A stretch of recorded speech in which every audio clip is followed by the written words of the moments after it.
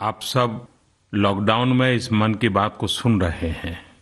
इस मन की बात के लिए आने वाले सुझाव, फोन कॉल की संख्या सामान्य रूप से कई गुना ज्यादा है।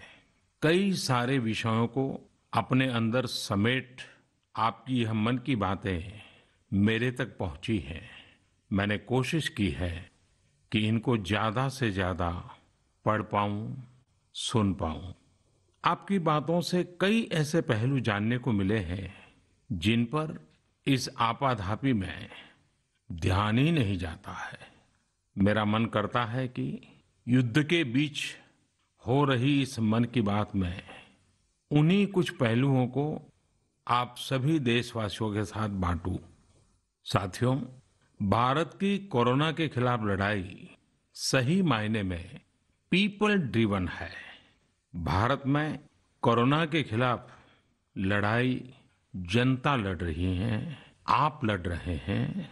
जनता के साथ मिलकर शासन प्रशासन लड़ रहा है। भारत जैसा विशाल देश जो विकास के लिए प्रयत्नशील है, गरीबी से निर्णायक लड़ाई लड़ रहा है। उसके पास कोरोना से लड़ने और जीतने का यही एक तरीका है। और हम भाग्यशाली हैं कि आज पूरा देश, देश का हर नागरिक, जन जन इस लड़ाई का सिपाही है, लड़ाई का नेतृत्व कर रहा है। आप कहीं भी नजर डालिए, आपको एहसास हो जाएगा कि भारत की लड़ाई पीपल ड्रिवन है। जब पूरा विश्व इस महामारी के संकट से जूझ रहा है, भविष्य में जब इसकी चर्चा होगी, उसकी तौर तरीकों की चर्चा होगी, मुझे विश्वास है कि भारत की ये पीपल ड्रिवन लड़ाई, इसकी जरूर चर्चा होगी। पूरे देश में, गली मोहल्लों में, जगह जगह पर आज लोग एक दूसरे की सहायता के लिए आगे आए हैं। गरीबों के लिए खाने से लेकर राशन की व्यवस्था हो, लॉकडाउन का पालन हो, अस्पतालों की व्यवस्था हो, मेडिकल इक्विपमेंट का देश में ही निर्माण हो, आज पूरा देश एक लक्ष्य, एक दिशा, साथ साथ चल रहा है। ताली, थाली, दिया, मोमबत्ती, इन सारी चीजों ने जो भावनाओं को जन्म दिया, जिस जज्बे से देशवासियों ने कुछ न कुछ करने की ठान ली, हर किसी को इन बातों ने प्रेरित किया है। शहर हो या गांव, ऐसा लग रहा है जैसे देश में एक बहुत बड़ा महायज्ञ चल रहा है, जिसमें हर कोई अपना योगदान देने के लिए आतुर है। हमारे किसान भाई बहनों को ही देखिए, एक तरफ वो इस महामारी के बीच अपने खेतों में दिन रात मेहनत कर रहे हैं और इस बात की भी चिंता कर रहे हैं कि देश में कोई भी भूखा न सोए। हर कोई अपने सामर्थ्य के हिसाब से इस लड़ाई को लड़ रहा है। कोई किराया माफ कर रहा है, तो कोई अपनी पूरी पेंशन या पुरस्कार में मिली राशि को पीएम केयर्स में जमा करा रहा है। कोई खेत की सारी सब्जियां दान दे रहा है, तो कोई हर रोज सैकड़ों गरीबों को मुफ्त भोजन करा रहा है। कोई मास्क बना रहा है। कहीं हमारे मजदूर भाई बहन क्वारंटीन में रहते हुए जिस स्कूल में रह रहे हैं, उसकी रंगाई पुताई कर रहे हैं। साथियों, दूसरों की मदद के लिए आपके भीतर हृदय के किसी कोने में जो ये उमड़ता घुमड़ता भाव है ना, वही कोरोना के खिलाफ भारत की इस लड़ाई को ताकत दे रहा है। वही इस लड़ाई को सच्चे मायने में पीपल ड्रिवन बना रहा है। और हमने देखा है पिछले कुछ साल में हमारे देश में यह मिजाज बना है, निरंतर मजबूत होता रहा है। चाहे करोड़ों लोगों का गैस सब्सिडी छोड़ना हो, लाखों सीनियर सिटीजन का रेलवे सब्सिडी छोड़ना हो, स्वच्छ भारत अभियान का नेतृत्व लेना हो, टॉयलेट बनाने हो, अनगिनत बातें ऐसी है। इन सारी बातों से पता चलता है हम सबको एक मन, एक मजबूत धागे से पिरो दिया है। एक होकर देश के लिए कुछ करने की प्रेरणा दी है।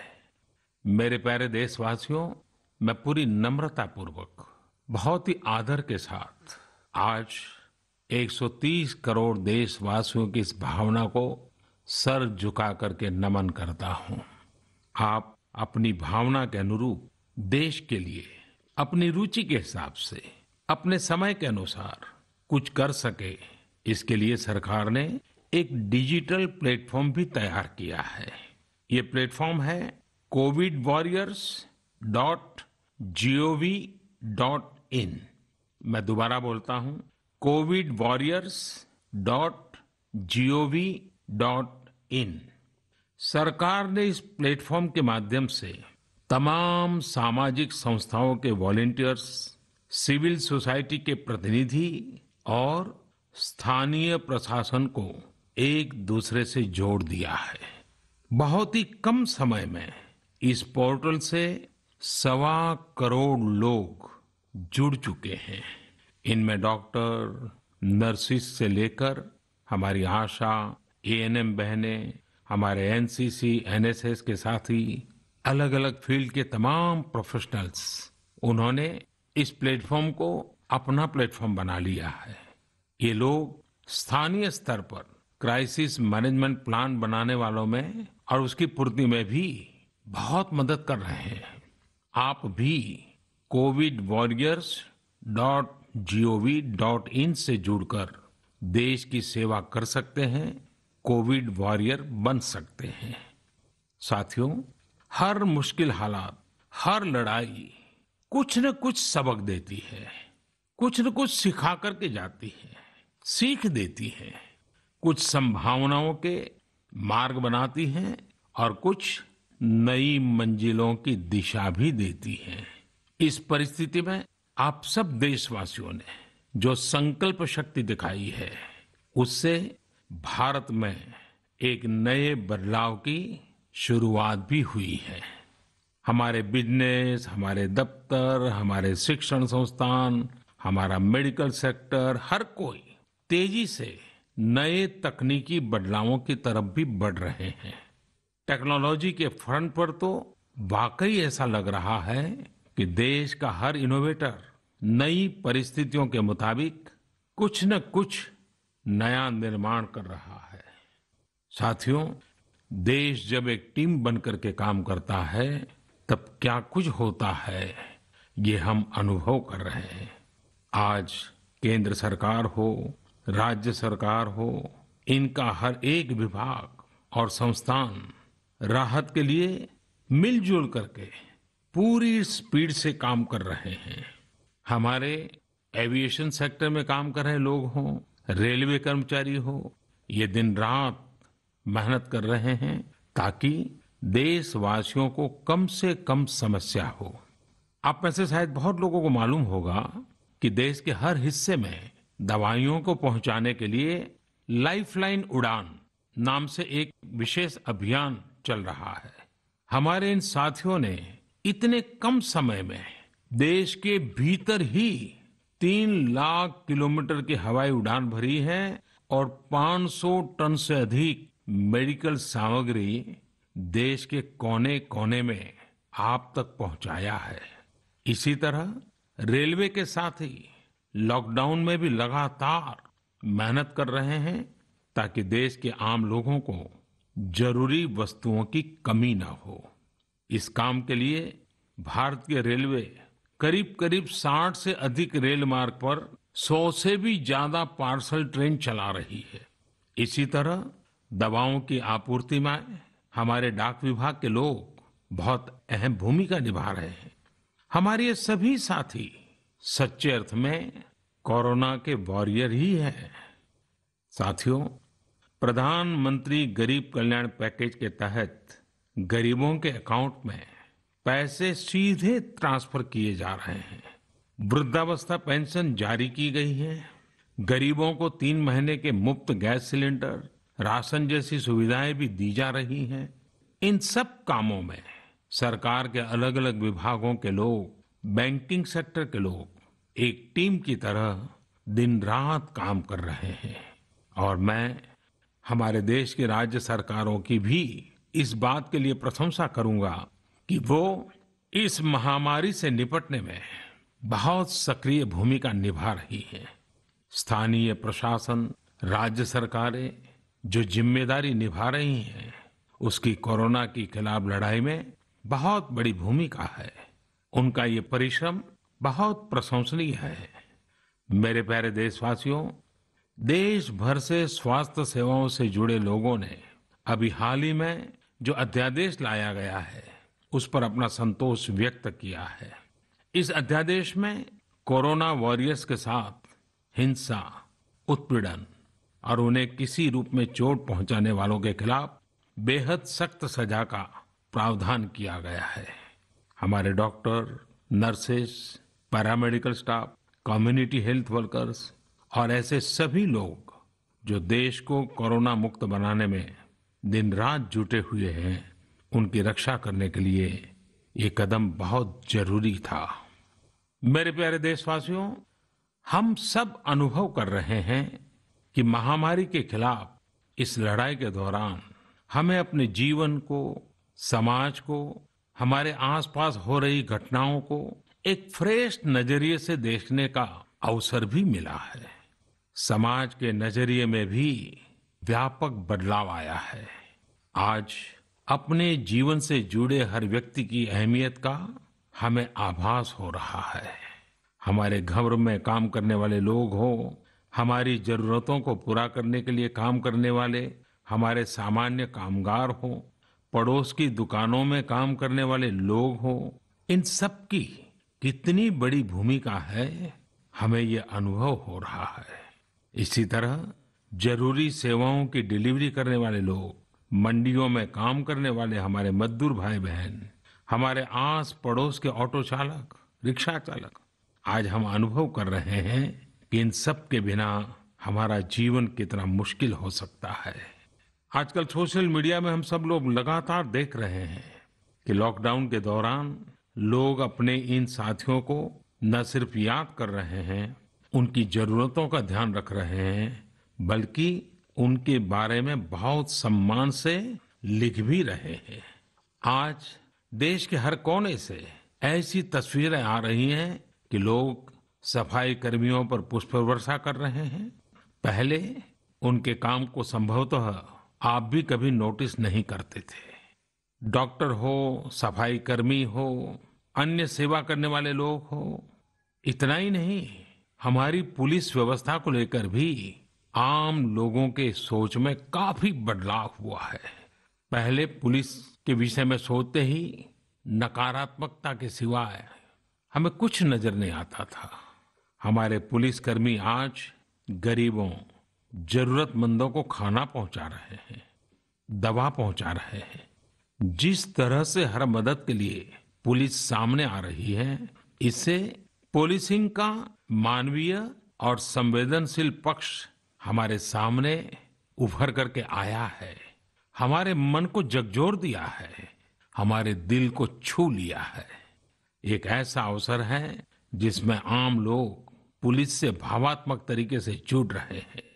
हमारे पुलिस कर्मियों ने इसे जनता की सेवा के एक अवसर के रूप में लिया है और मुझे पूरा विश्वास है इन घटनाओं से आने वाले समय में सच्चे अर्थ में बहुत ही सकारात्मक बदलाव आ सकता है और हम सब ने इस सकारात्मकता को कभी भी नकारात्मकता के रंग से रंगना नहीं है। साथियों, हम अक्सर सुनते हैं प्रकृति, विकृति और संस्कृति। इन शब्दों को एक साथ देखें और इसके पीछे के भाव को देखें तो आपको जीवन को समझने का भी एक नया द्वार खुलता हुआ दिखेगा। अगर मानव प्रकृति की चर्चा करें तो ये मेरा है, मैं इसका उपयोग करता हूं। इसको और इस भावना को बहुत स्वाभाविक माना जाता है, किसी को इसमें कोई ऐतराज नहीं होता। इसे हम प्रकृति कह सकते हैं। लेकिन जो मेरा नहीं है, जिस पर मेरा हक नहीं है, उसे मैं दूसरे से छीन लेता हूं, उसे छीनकर उपयोग में लाता हूं, तो हम इसे विकृति कह सकते हैं। इन दोनों से परे, प्रकृति और विकृति से ऊपर जब कोई संस्कारित मन सोचता है या व्यवहार करता है तो हमें संस्कृति नजर आती है। जब कोई अपने हक की चीज, अपनी मेहनत से कमाई चीज, अपने लिए जरूरी चीज कम हो या अधिक, इसकी परवाह किए बिना किसी व्यक्ति की जरूरत को देखते हुए खुद की चिंता छोड़कर अपने हक के हिस्से को बांट करके किसी दूसरे की जरूरत पूरी करता है, वही तो संस्कृति है। साथियों, जब कसौटी का काल होता है तब इन गुणों का परीक्षण होता है। आपने पिछले दिनों देखा होगा कि भारत ने अपने संस्कारों के अनुरूप, हमारी सोच के अनुरूप, हमारी संस्कृति का निर्वहन करते हुए कुछ फैसले लिए।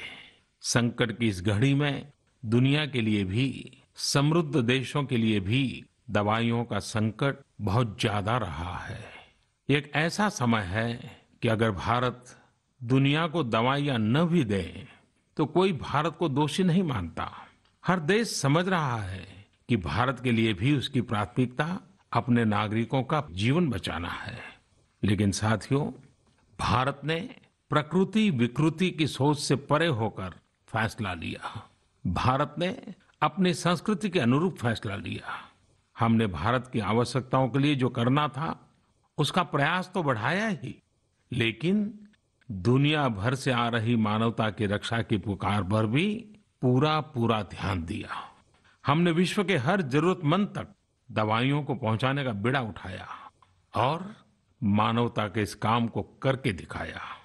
आज जब मेरी अनेक देशों के राष्ट्राध्यक्षों से फोन पर बात होती है तो भारत की जनता का आभार जरूर व्यक्त करते हैं।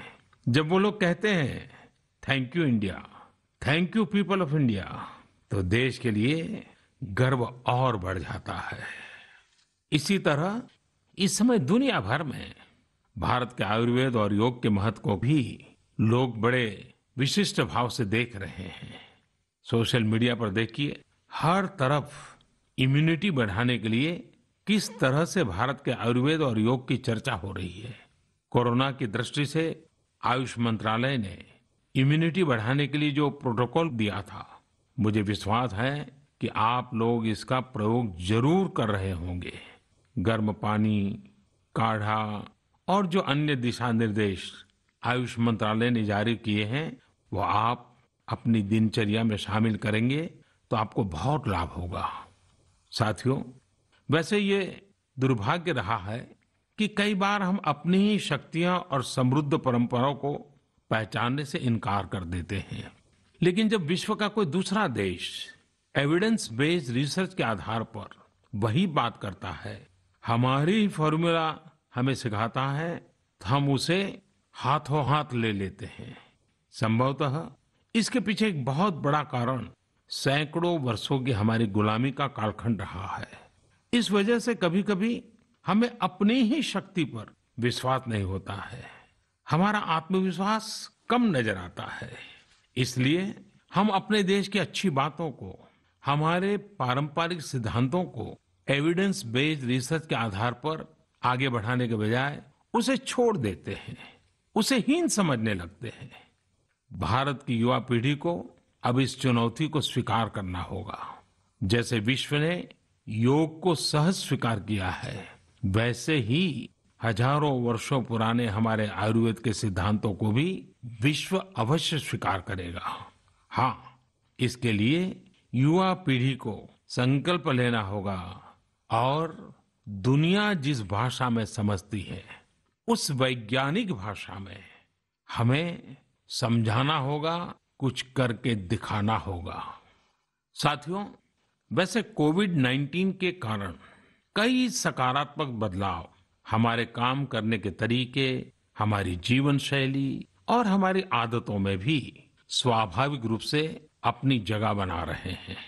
आपने सबने भी महसूस किया होगा इस संकट ने कैसे अलग अलग विषयों पर हमारी समझ और हमारी चेतना को जागरूक किया है। जो असर हमें अपने आसपास देखने को मिल रहे हैं, इनमें सबसे पहला है मास्क पहनना और अपने चेहरे को ढककर रखना। कोरोना की वजह से बदलते हुए हालात में मास्क भी हमारे जीवन का हिस्सा बन रहा है। वैसे हमें इसकी भी आदत कभी नहीं रही कि हमारे आसपास के बहुत सारे लोग मास्क में दिखे, लेकिन अब हो यही रहा है। हाँ, इसका ये मतलब नहीं है कि जो मास्क लगाते हैं वे सभी बीमार हैं। और जब मैं मास्क की बात करता हूं तो मुझे एक पुरानी बात याद आती है। आप सबको भी याद होगा, एक जमाना था कि हमारे देश के कई ऐसे इलाके ऐसे होते थे कि वहां अगर कोई नागरिक फल खरीदता हुआ दिखता था तो आस पड़ोस के लोग उसको जरूर पूछते थे, क्या घर में कोई बीमार है? यानी फल मतलब बीमारी में ही खाया जाता है, ऐसी एक धारणा बनी हुई थी। हालांकि समय बदला और ये धारणा भी बदली। वैसे ही मास्क को लेकर भी धारणा अब बदलने वाली ही है। आप देखिएगा, मास्क अब सभ्य समाज का प्रतीक बन जाएगा। अगर बीमारी से खुद को बचना है और दूसरों को भी बचाना है तो आपको मास्क लगाना पड़ेगा। और मेरा तो सिंपल सुझाव रहता है, गमछा मुंह ढकना है। साथियों, हमारे समाज में एक और बड़ी जागरूकता ये आई है कि अब सभी लोग ये समझ रहे हैं कि सार्वजनिक स्थानों पर थूकने के क्या नुकसान हो सकते हैं। यहाँ वहाँ कहीं पर भी थूक देना गलत आदतों का हिस्सा बना हुआ था। ये स्वच्छता और स्वास्थ्य को गंभीर चुनौती भी देता था। वैसे एक तरह से देखें तो हम हमेशा से ही इस समस्या को जानते रहे, लेकिन ये समस्या समाज से समाप्त होने का नाम ही नहीं ले रही थी। अब वो समय आ गया है कि इस बुरी आदत को हमेशा हमेशा के लिए खत्म कर दिया जाए। कहते भी हैं कि बेटर लेट देन नेवर। तो देर भले हो गई हो, लेकिन अब ये थूकने की आदत छोड़ देनी चाहिए। ये बातें जहां बेसिक हाइजीन का स्तर बढ़ाएंगी, वहीं कोरोना संक्रमण को फैलने से रोकने में भी मदद करेगी। मेरे प्यारे देशवासियों, ये सुखद संयोग ही है कि आज जब आपसे मैं मन की बात कर रहा हूं तो अक्षय तृतीया का पवित्र पर्व भी है। साथियों, क्षय का अर्थ होता है विनाश, लेकिन जो कभी नष्ट नहीं हो, जो कभी समाप्त नहीं हो, वो अक्षय है। अपने घरों में हम सब इस पर्व को हर साल मनाते हैं, लेकिन इस साल हमारे लिए इसका विशेष महत्व है। आज के कठिन समय में यह एक ऐसा दिन है जो हमें याद दिलाता है कि हमारी आत्मा, हमारी भावना अक्षय है। यह दिन हमें याद दिलाता है कि चाहे कितनी भी कठिनाइयां रास्ता रोके, चाहे कितनी भी आपदाएं आए, चाहे कितनी भी बीमारियों का सामना करना पड़े, इनसे लड़ने और जूझने की मानवीय भावनाएं अक्षय है। माना जाता है कि यही वो दिन है जिस दिन भगवान श्री कृष्ण और भगवान सूर्यदेव के आशीर्वाद से पांडवों को अक्षय पात्र मिला था। अक्षय पात्र यानी एक ऐसा बर्तन जिसमें भोजन कभी समाप्त नहीं होता है। हमारे अन्नदाता किसान हर परिस्थिति में देश के लिए, हम सब के लिए इसी भावना से परिश्रम करते हैं। इन्हीं के परिश्रम से आज हम सब के लिए, गरीबों के लिए देश के पास अक्षय अन्न भंडार है। इस अक्षय तृतीया पर हमें अपने पर्यावरण, जंगल, नदियां और पूरे इकोसिस्टम के संरक्षण के बारे में भी सोचना चाहिए, जो हमारे जीवन में महत्वपूर्ण भूमिका निभाते हैं। अगर हम अक्षय रहना चाहते हैं तो हमें पहले यह सुनिश्चित करना होगा कि हमारी धरती अक्षय रहे। क्या आप जानते हैं कि अक्षय तृतीया का यह पर्व दान की शक्ति यानी पावर ऑफ गिविंग का भी एक अवसर होता है। हम हृदय की भावना से जो कुछ भी देते हैं, वास्तव में महत्व उसी का होता है।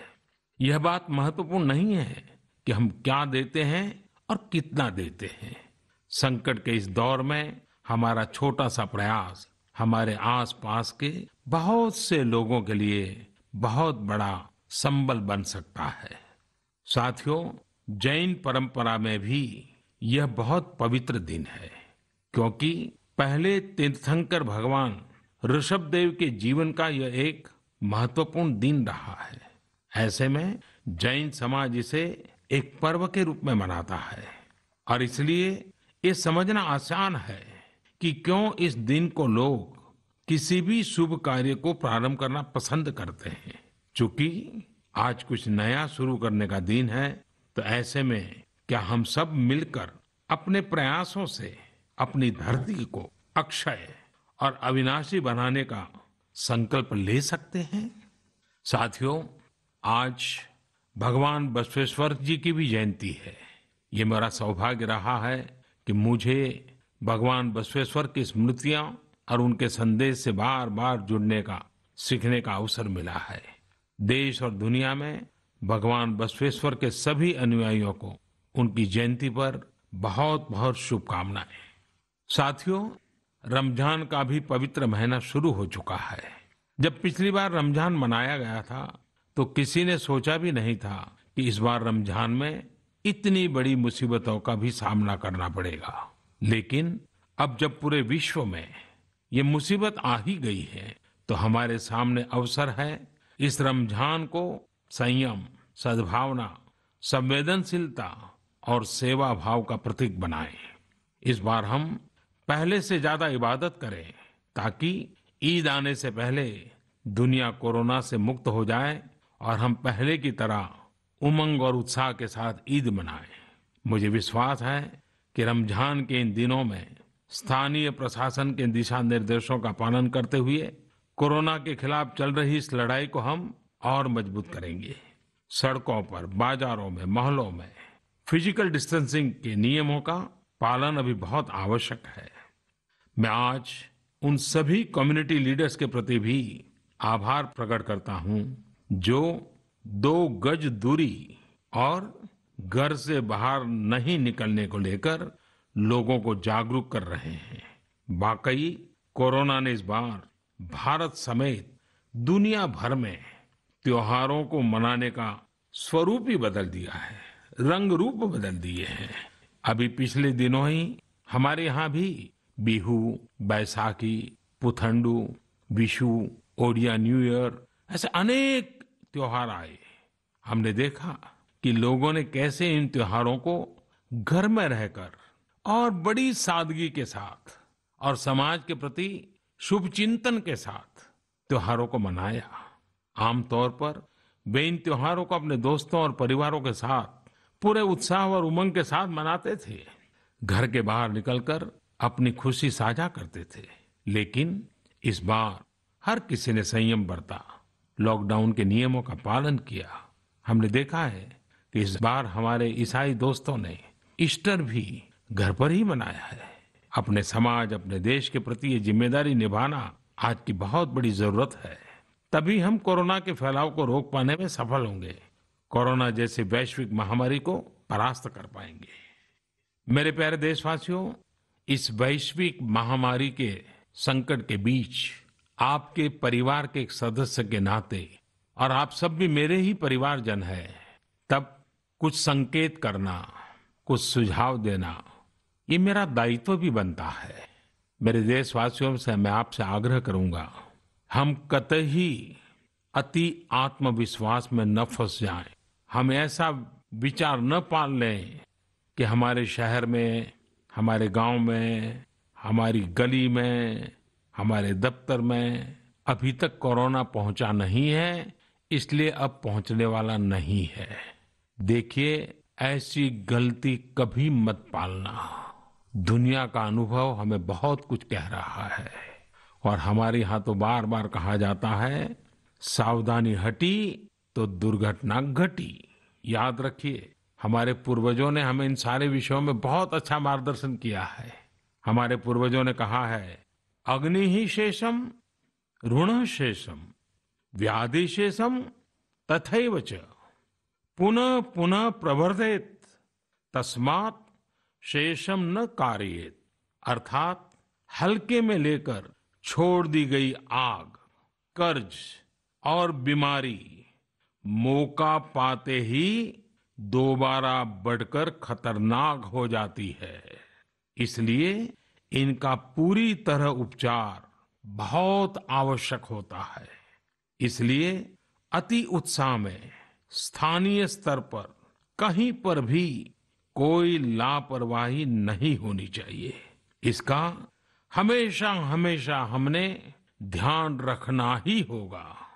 और मैं फिर एक बार कहूंगा, 2 गज दूरी बनाए रखिए, खुद को स्वस्थ रखिए। 2 गज दूरी बहुत है जरूरी। आप सबके उत्तम स्वास्थ्य की कामना करते हुए मैं मेरी बात को समाप्त करता हूं। अगली मन की बात के समय जब मिले, तब इस वैश्विक महामारी से कुछ मुक्ति की खबरें दुनिया भर से आए, मानवजात इन मुसीबतों से बाहर आए, इसी प्रार्थना के साथ आप सबका बहुत बहुत धन्यवाद।